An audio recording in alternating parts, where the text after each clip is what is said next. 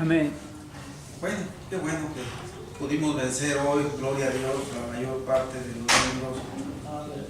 Y estando ya, hermanos, con este precioso sentir de buscar al Señor, ya le honramos con cantos, con aplausos, gloria a Dios. Ahora vamos a buscarle a través de su palabra. Los invito para que abran San Mateo capítulo 11 y continuamos viendo una serie de mensajes espirituales que hay aquí para nosotros. Mateo capítulo 11. Vamos a releer del versículo 2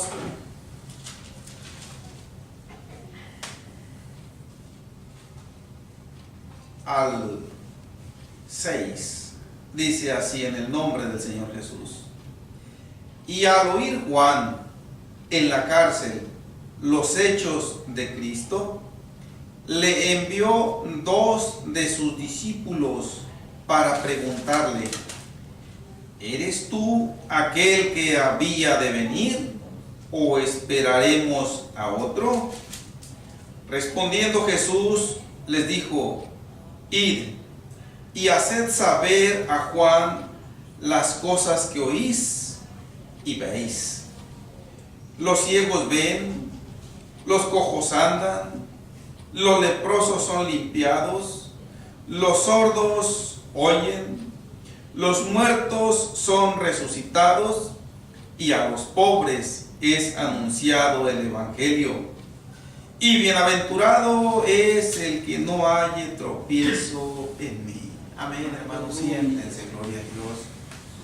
Qué bella es la palabra de Dios, y mucho más cuando nosotros la procuramos como esa rica delicia que nos gusta paladear de día y de noche. Gloria a Dios. El título de la predicación sigue siendo: ¿eres tú aquel que había de venir?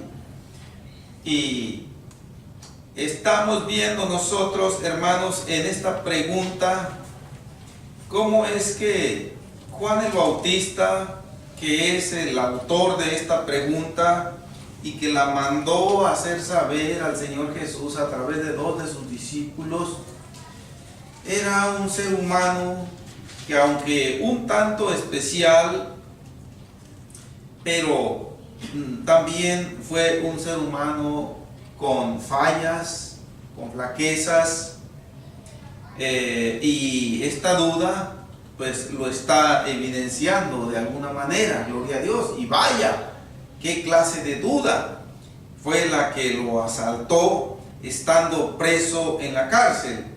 Ya vimos que cuando Juan el Bautista entra en escena en la historia de la humanidad por designio de Dios, allá en el capítulo 3 de Mateo ya vimos cómo él hace el anunciamiento de que el reino de los cielos se ha acercado.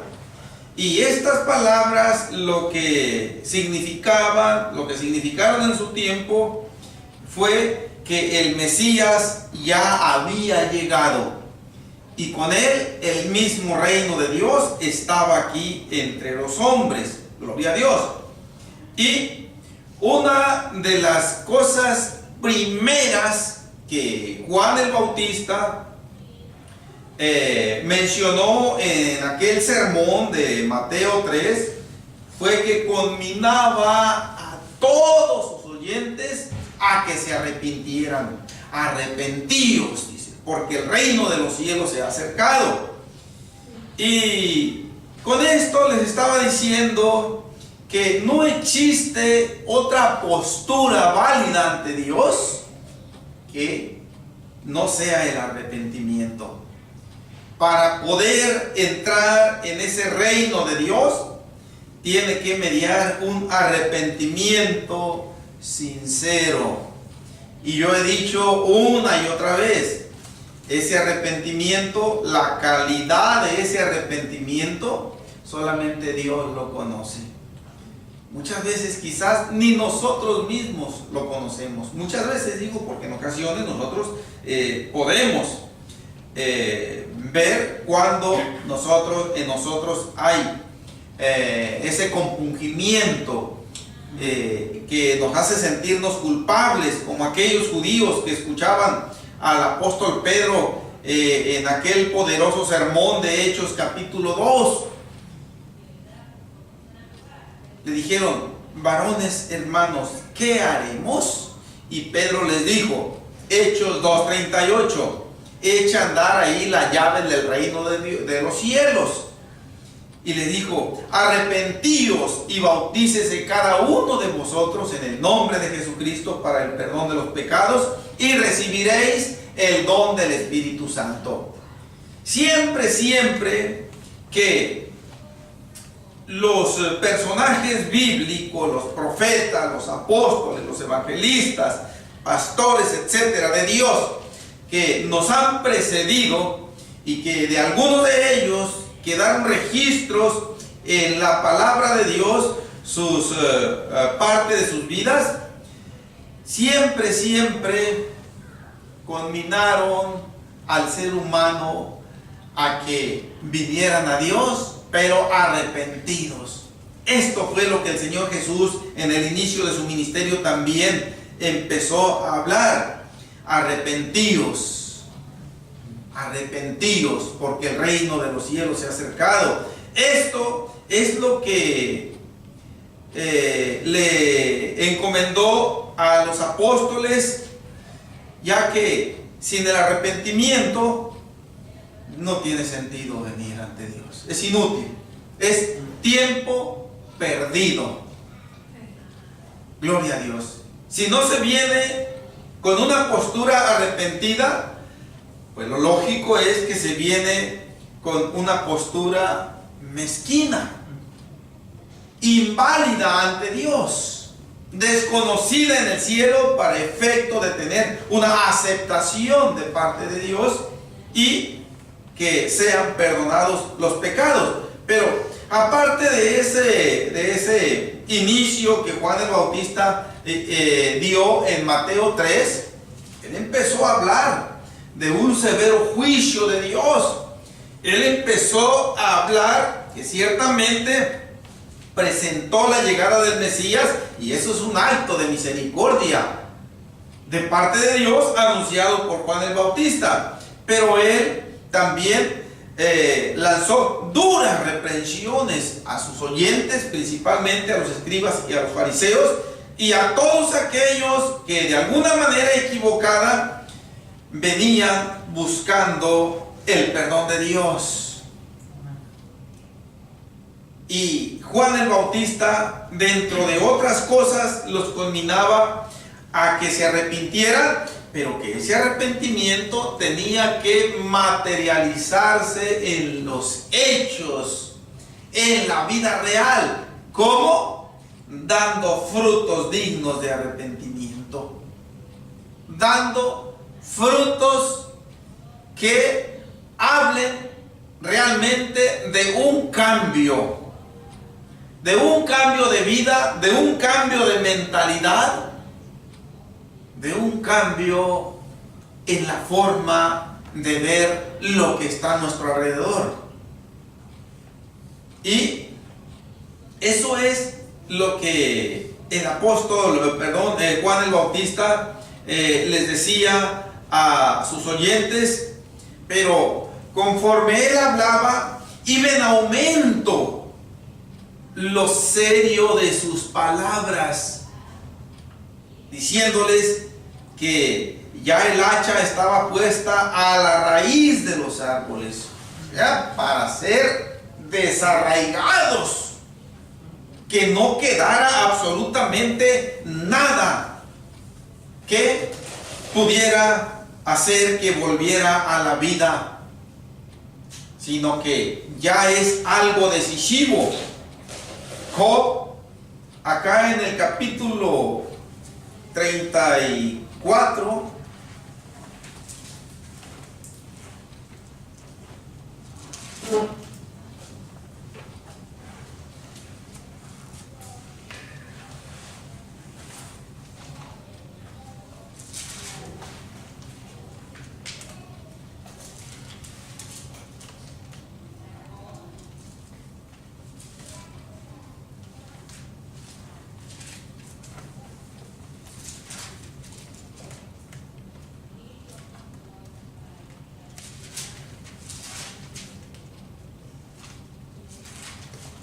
poquito antes, hermanos, permítanme, por favor.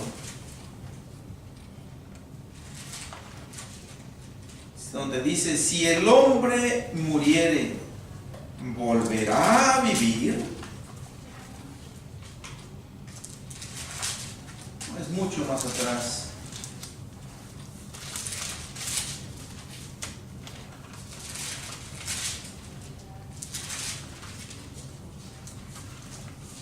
Es el capítulo 14.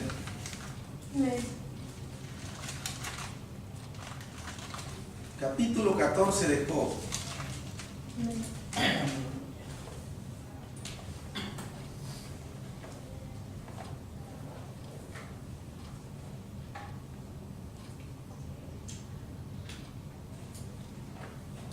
Versículo 7 en adelante. Dice: porque si el árbol fuere cortado, Job 14, 7 estoy leyendo. Porque si el árbol fuere cortado, aún queda de él esperanza. Retoñará aún y sus renuevos no faltarán. Si se envejeciere en la tierra su raíz y su tronco fuere muerto en el polvo, al percibir el agua reverdecerá y hará copa como planta nueva. Mas el hombre morirá y será cortado, perecerá el hombre. ¿Y dónde estará él? Hasta aquí, mis hermanos. Nada más. Concluimos con una pregunta muy interesante.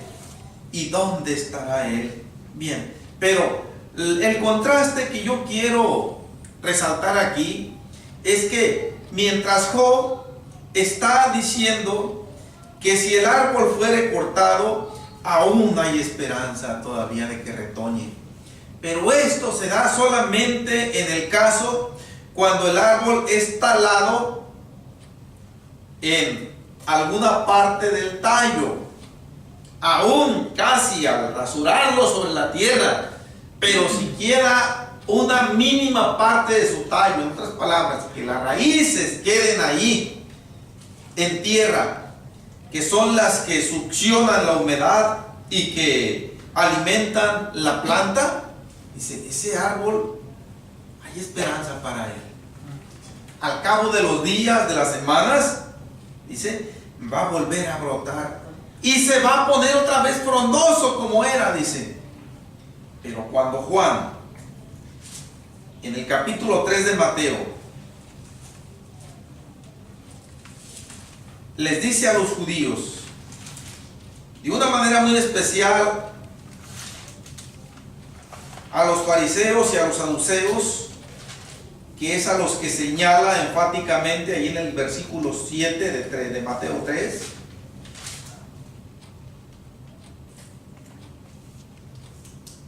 en el versículo 10 les dice, y ya también el hacha está puesta a la raíz de los árboles. Por tanto, todo árbol que no da buen fruto es cortado y echado en el fuego. Aquí está Juan el Bautista diciendo la gran diferencia que hay entre los frutos dignos de arrepentimiento, que vienen siendo los buenos frutos que dijo el Señor cuando dijo que el árbol bueno da buenos frutos y el árbol malo da malos frutos. No puede el árbol malo dar buenos frutos, ni el árbol bueno dar frutos malos. Y es por eso que llegó a decir el Señor que el árbol por sus frutos se conoce. Pero Juan el Bautista está diciendo aquí que los frutos dignos de arrepentimiento ante los ojos de Dios son aceptables, son agradables, son válidos para que ese arrepentimiento sea aprobado por Dios. Ok, pero cuando no hay esos frutos dignos de arrepentimiento, en el versículo 10 dice, todo árbol que no da buen fruto es cortado y echado en el fuego. Pueden ser de alguna manera, los frutos vienen siendo el estilo de vida o la calidad de vida, la forma de vida que el ser humano lleva ante los ojos de Dios, que finalmente es el que califica aprobando o reprobando esa vida. Bien, pero cuando el fruto no es un fruto de arrepentimiento, sino que es un fruto malo, ahí en esos frutos pueden ser frutos fingidos, frutos que muy efectivamente pueden engañar al elemento humano, pero acá a Dios no lo engaña. ¿Sí? Entonces, dice Juan que ya está listo de parte de Dios ese instrumento. Él lo llama aquí de una manera simbólica el hacha. Todos sabemos lo que es el hacha. Ese metal grueso, pesado, cortante, que con un solo golpe causa grandes daños en donde llega a golpear. Es filoso, dice, y está puesta esa hacha a la raíz, no está en el tallo, sino que lo que está diciendo aquí Juan el Bautista es que con el Señor nunca se va a poder jugar. Con el Señor no se va a poder simular para salirse con la suya el ser humano. Frutos fingidos. En ocasiones, hermanos, hay personas que, pues, sin asimilar y sin concientizar las enseñanzas del maestro de Galilea, quieren, pues, de alguna manera aparentar una vida cristiana, una conversión, un arrepentimiento que a todas luces se ve que no es válido. Me ha tocado conocer personas, por ejemplo, comerciantes, tienen negocios del tipo que sea.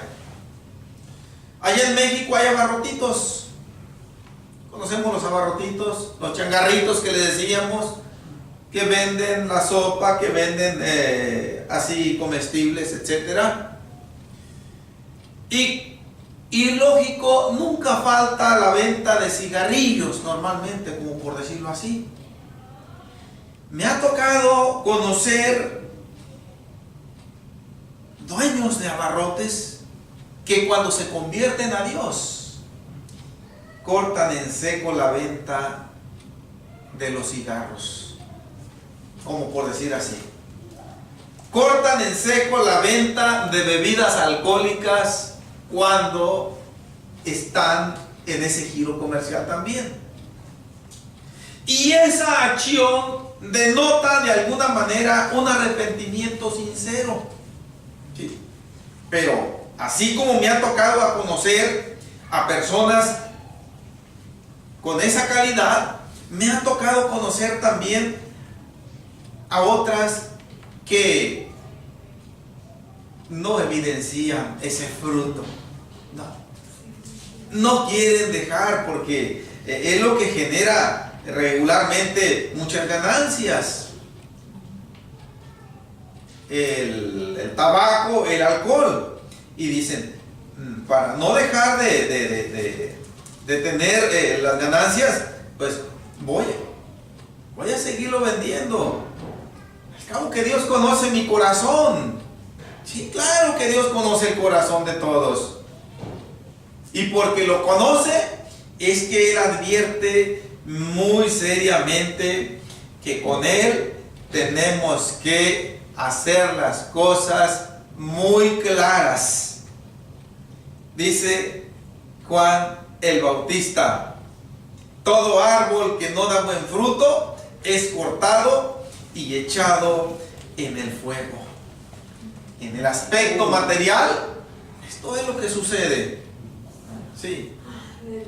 Regularmente en la yarda, en la huerta, en el field, en el campo, se tienen árboles frutales de almendra, de manzana, de durazno, de X, Y, Z, de fruta. Y siempre el granjero, el propietario, anda cuidando que no nazcan árboles extraños a los que él tiene en su terreno. Y si empiezan a nacer otro tipo de árboles que no dan el fruto que él quiere que den, manda una cuadrilla de trabajadores siempre. Arránquenme esos frutos. Desde la raíz arránquenmelos, no los quiero ahí.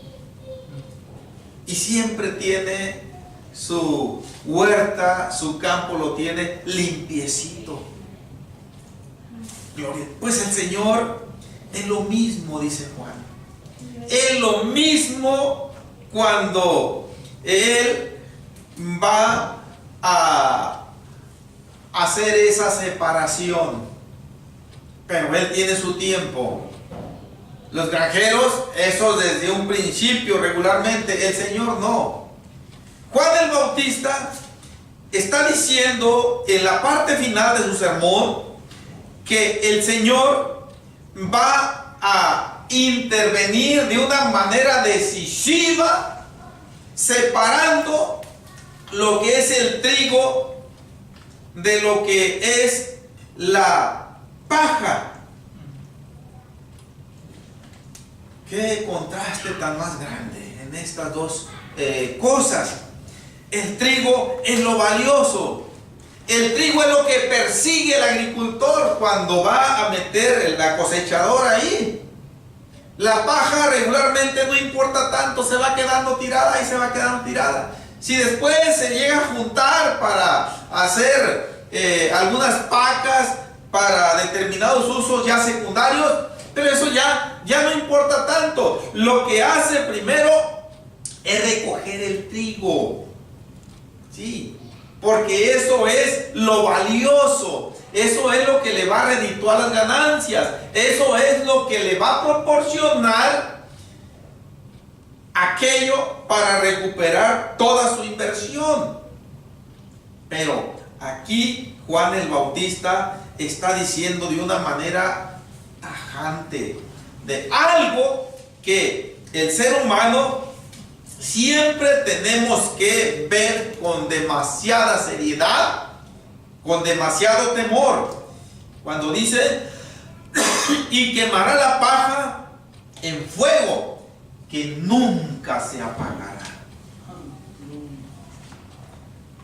Aquí en el Evangelio de San Mateo, mis hermanos, creo que esta es la primera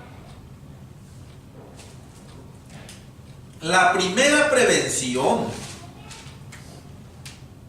que Dios hace a la humanidad, en el sentido de que cuando Él haga ese juicio, allá en el capítulo 25 de este mismo Evangelio, lo relata de alguna manera con más explicación, pero tanto allá como aquí y en cualquier otra parte en donde el Señor hace ver el juicio que Él va a llevar a cabo en la humanidad. ¿Cuándo? Tal vez Juan el Bautista en la cárcel pensaba que el Señor lo iba a llevar a cabo en la primera venida que tuvo. Quizás, pienso yo, no es contundente esta conjetura, quizás Juan el Bautista pensaba que el Señor Jesucristo ya iba a empezar a hacer esta separación entre la paja y el trigo. Es probable que Juan el Bautista no alcanzó a visualizar que lo que él mismo habló incluía escenas que se iban a dejar ver tanto en la primera venida del Señor Jesucristo, que ya se había llevado a cabo, pero que parte de ellas se iban a realizar hasta en la segunda venida. Y vuelvo yo a decir, Juan estaba en una condición incómoda, estaba preso.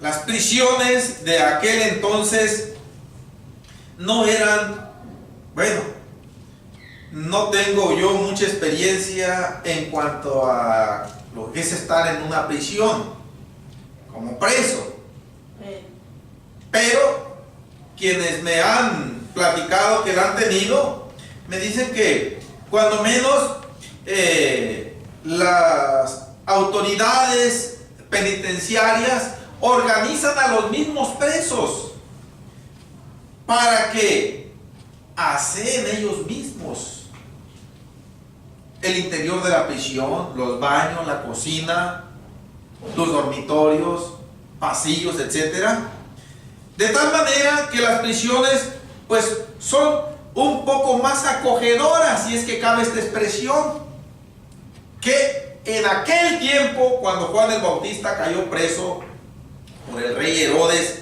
que ya lo vimos en la predicación pasada, aquellas prisiones tenían, hermanos, no había drenajes, no había un aseo apropiado, no había alimentación de parte de las autoridades, eran prisiones malolientes, y Juan el Bautista estaba en esa condición.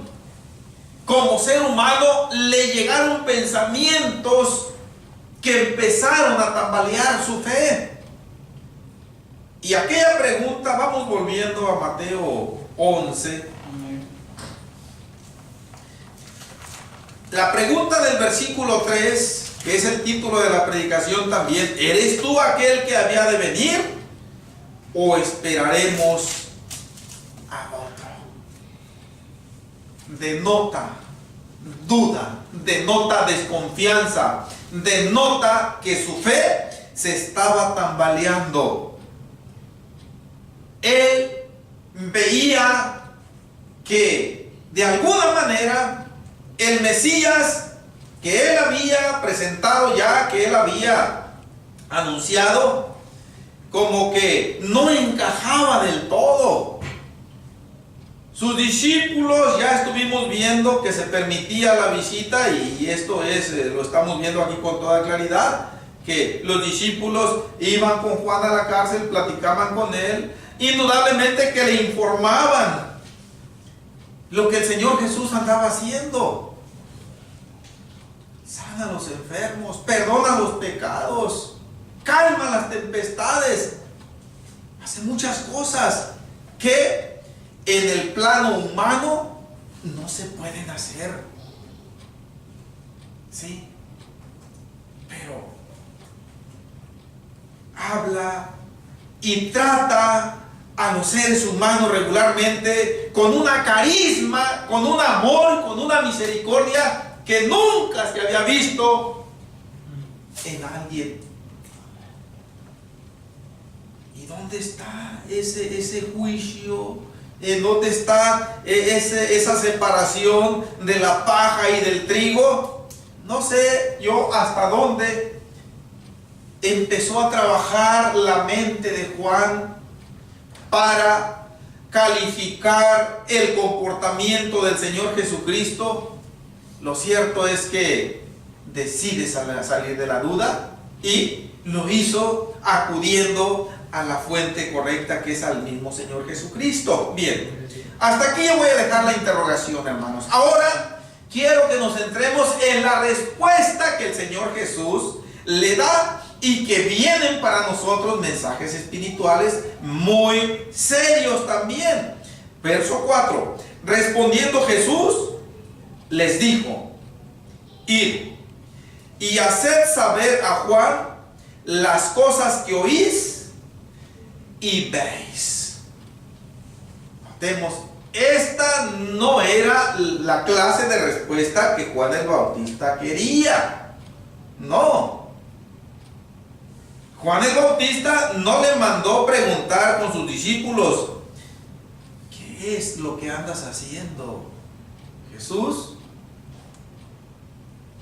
No, dice: ¿eres tú, le pregunta, el que había de venir o esperaremos a otro? Una pregunta muy clara, muy específica. Y la respuesta que el Señor Jesús le da aparentemente no calza con la pregunta. Era para que el Señor Jesús le hubiera mandado decir: sí soy, o no soy. Nada más, esas dos respuestas cabían ahí. Pero ninguna de ellas el Señor le da. La más viable que hubiera sido es: sí, vayan y díganle que yo soy. Que se acuerde de que Él mismo me conoció, de que Él mismo me presentó, este es el Cordero de Dios, etcétera. Que ya se le olvidó. No. El Señor Jesús les dice: id y haced saber a Juan las cosas que oís y veis. Esto nos está diciendo a nosotros el Señor, que tenemos que aplicarlo a nuestras vidas. Y también cuando nosotros queremos salir de dudas, para no andar todos maleados muchas veces, porque escuchemos tal vez a alguien que predicó muy bonito, porque tal vez supimos que lo sigue mucha gente. Me ha tocado a mí escuchar a predicadores que tienen iglesias de hasta 5,000 miembros, 3,000 miembros, etcétera. Dios no aplica su medidor espiritual para nadie, ni tomando en cuenta el tiempo que tenga de bautizada la persona, ni lo grande o lo chica de la congregación de la iglesia tampoco. Dios no se basa en eso para valorar la calidad espiritual del ser humano. Dios lo que califica es cómo van esos frutos dignos de arrepentimiento en esa vida. ¿Y cómo es que nosotros los vamos a saber? Yo ya mencioné, por ejemplo, algunos ejemplos de los tenderos, de los abarroteros, de los changarreros, ¿no? Cuando realmente hay una conversión: no más cigarros, no más cerveza, no más productos nocivos de ese tipo. Es un indicador de que realmente hay sinceridad en el arrepentimiento. Que el ingreso, la ganancia, aparentemente va a bajar, hermanos, pero no. Dios bendice esa vida, Dios bendice ese negocio cuando se le honra, cuando se le exalta. Dios lo bendice y multiplica, gloria a Dios, las ventas increíblemente. Y dice el Señor: díganle a Juan las cosas que ustedes oyen y que ven. Las dos cosas tenemos que ver. ¿Cómo habla el pastor fulano de tal? ¿Cómo habla el hermano fulano de tal? ¿Cómo está hablando aquel que sin que yo se lo preguntara viene y me dijo: yo también soy cristiano? Bueno, para empezar hay que aplicar esta regla que el Señor nos está diciendo. ¿Cómo escuchan ustedes hablar a esa gente religiosa? Ahora, después de escucharlo hablar, bueno, así que parece ser que sí habla conforme a la palabra de Dios, habla conforme a la doctrina. Ahora dice el Señor: no se basen en eso solamente. Porque dijo el Señor: los escribas y los fariseos en la cátedra de Moisés se sientan, dice, pero no hagan como ellos hacen. Dice el Señor: vean qué es lo que hacen. Si ya les pareció que lo que escuchan está conforme a la sana doctrina de la palabra de Dios, ahora hay que ver sus acciones. Y yo me he quedado sorprendido, hermanos, en 2 ocasiones nada más. No recuerdo que me haya sucedido dos veces. Y precisamente fue en trabajos de construcción. Vi un varón que hasta llevaba la Biblia. En el tiempo del break, él se comía rápido su sándwich, su hamburguesa, lo que sea, y se ponía a leer la Biblia delante de todos. Y yo, qué hombre. Yo nunca he hecho eso. Sinceramente, yo regularmente no. Que me lleve yo trabajo, sí me la llevo en ocasiones en el vehículo, en el carro. Pero yo ahí la dejo. Y esto lo he hecho varias veces. Yo al hermano Salomón le consta que varias veces, hasta de 3 Biblias, a veces 2 Biblias mínimo, cargábamos, hermanos, en el carro ahí. Está bien. Pero ya llevárnosla para verlo. Oh, alguien pudiera decir que espiritual. Hermanos, me quedé asombrado hasta cierto punto, y hasta cierto punto no, porque yo ya les he dicho, a mí no me basta el escuchar las palabras. Que va sacando una cajetilla de cigarros este hombre, se prendió un cigarro y con una mano leyendo la Biblia y con la otra mano chupándole al cigarro, y nada más volteaba acá para no echarle el humo a la Biblia. A lo mejor de alguna manera quería respetar, mostrar reverencia, pero este Señor está diciendo aquí con mucha sabiduría: oigan y vean. Ustedes no le van a ir a decir a Juan el Bautista: el Señor nos dijo que sí es el Mesías, que estés tranquilo ya, que deseches toda duda de desconfianza que tú estés albergando respecto a Él. No, ustedes díganle: ¿qué testimonio están viendo en mí? Gloria a Dios. El Señor les dio permiso para que lo calificaran bajo la más severa prueba. Vean lo que yo hablo, oigan lo que yo hablo y vean lo que yo hago. Y eso vayan e infórmenle a Juan el Bautista. Pero el Señor Jesús no se queda ahí. Bueno, creo que el mensaje espiritual, hermanos, ya lo tenemos. Yo les dije que eran dos casos. El otro fue en otra construcción. Creo que este varón era ministro, no sé si era pastor, pero estuvo ahí, y creo que era el superintendente de ahí del trabajo. Y cuando nos sentamos a comer, era un comedor grande, no es normal esto en los trabajos. Era una iglesia, por cierto, la que estábamos ahí trabajando. Y ya, todo el mundo inconverso ahí. Yo era el único prácticamente que me puse a orar por los alimentos. Y cuando terminé de orar, de reojo vi a este varón que todavía siguió orando un rato más. Dije yo, pues, este es algún miembro de alguna iglesia. Pero después de que terminamos de ingerir los alimentos, hermanos, que también va sacando su cigarro y se termina su cigarro ahí.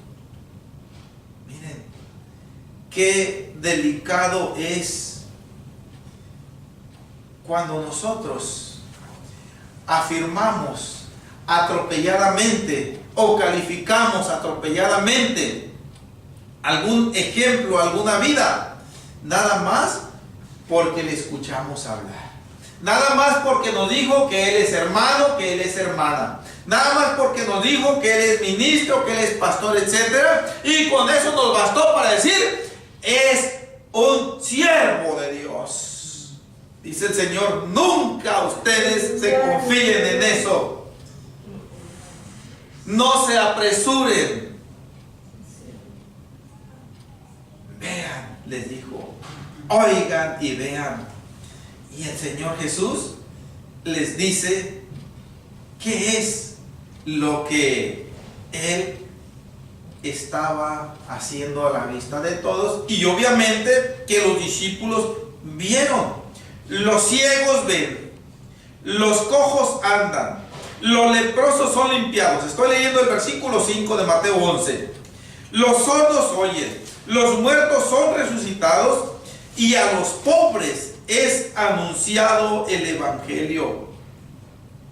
Un mensaje enviado a Juan el Bautista por conducto de aquellos dos mensajeros. El Señor Jesús les dijo: díganle lo que oís y veis. ¿Qué es lo que oyeron aquellos mensajeros? Bueno, tal vez oyeron cuando le dijo a aquella mujer: tus pecados te son perdonados. O esto le dijo a la mujer con flujo de sangre que leímos nosotros en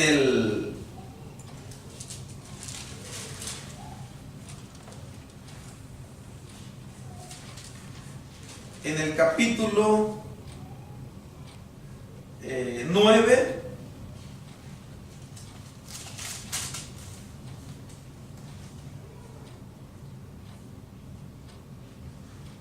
versículo 22.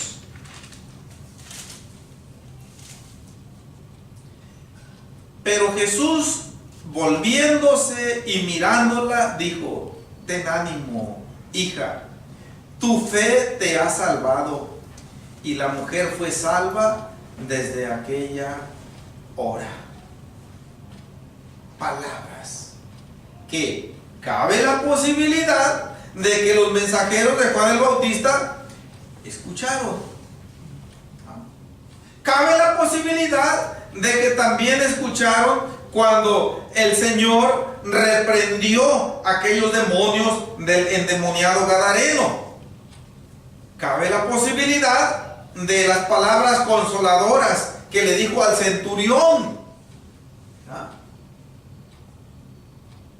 tu siervo, dice, queda sano. Pero ahora tenían también que ver. ¿Y qué era lo que tenían que ver? Dice: cuando los ciegos recibían realmente la vista, cuando los cojos realmente andaban, cuando los leprosos eran limpiados, cuando los sordos oían y cuando los muertos eran resucitados. En otras palabras, hermanos, lo que el Señor Jesús está diciendo aquí: yo no solamente ostento tener autoridad sobre las enfermedades, sino que realmente puedo reprenderlas y las personas quedan sanas. Yo no solamente pretendo tener dominio sobre el mundo espiritual de maldad, sino que realmente reprendo a los demonios y los demonios salen huyendo. Yo no solamente pretendo tener autoridad sobre la naturaleza y sus leyes, sino que realmente reprendo la tempestad, el viento y la mar, y se sosiegan. Esto, vayan y díganle a Juan que es lo que yo estoy haciendo. Y Juan, con esto, va a recordar algo, como diciendo al Señor: estas palabras a Juan le van a sonar cuando las escuche, porque Juan de alguna manera supo las profecías del Antiguo Testamento. Y el Señor, estas palabras del versículo 5 las toma de una profecía de Isaías, que la tenemos en el capítulo 35 de Isaías.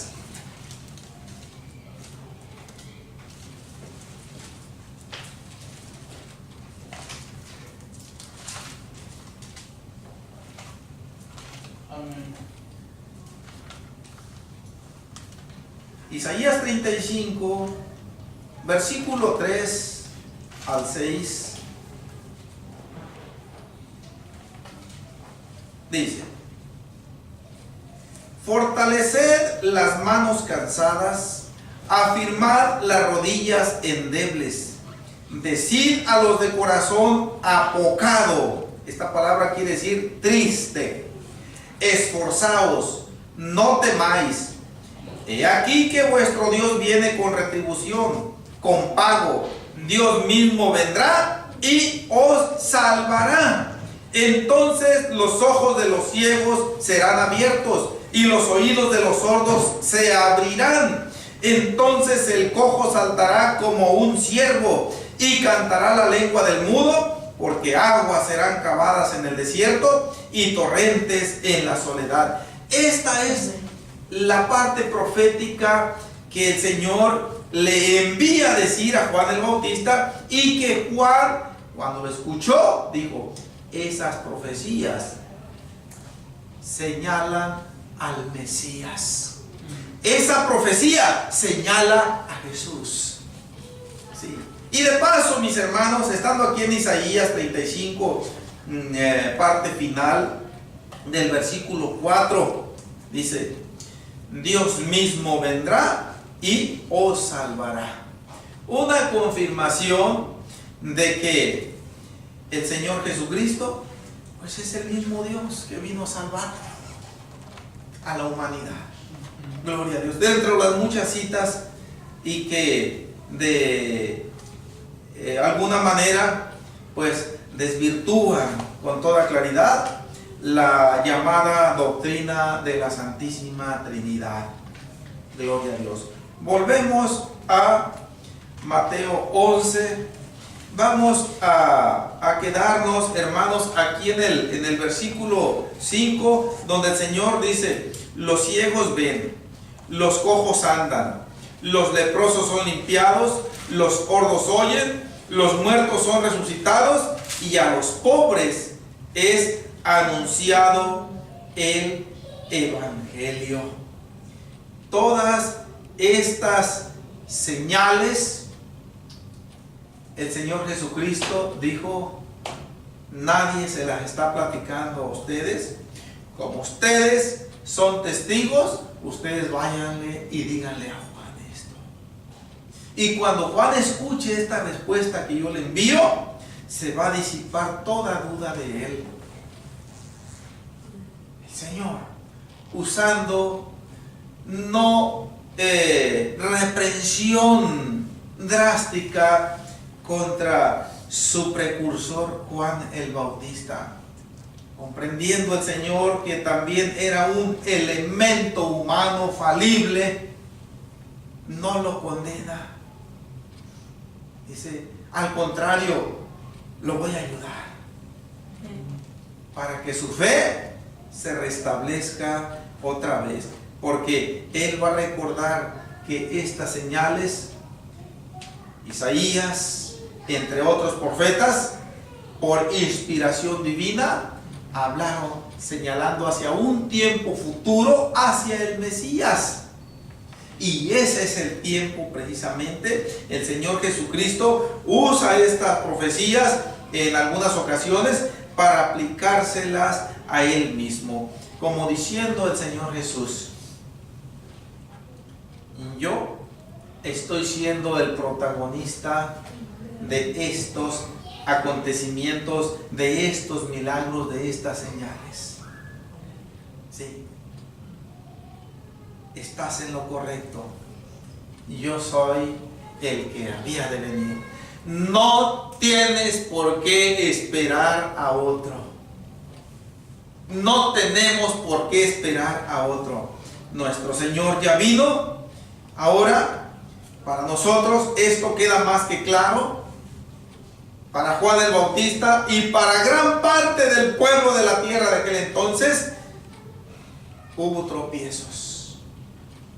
Sí, porque no centraron su atención en las profecías, no centraron su atención en las palabras ni en los hechos que el Señor protagonizaba, desconfiaron. Ahora, después el Señor lanza una seria prevención, pero también matizada de misericordia, en el versículo 6, cuando dice, y bienaventurado es el que no halle tropiezo en mí.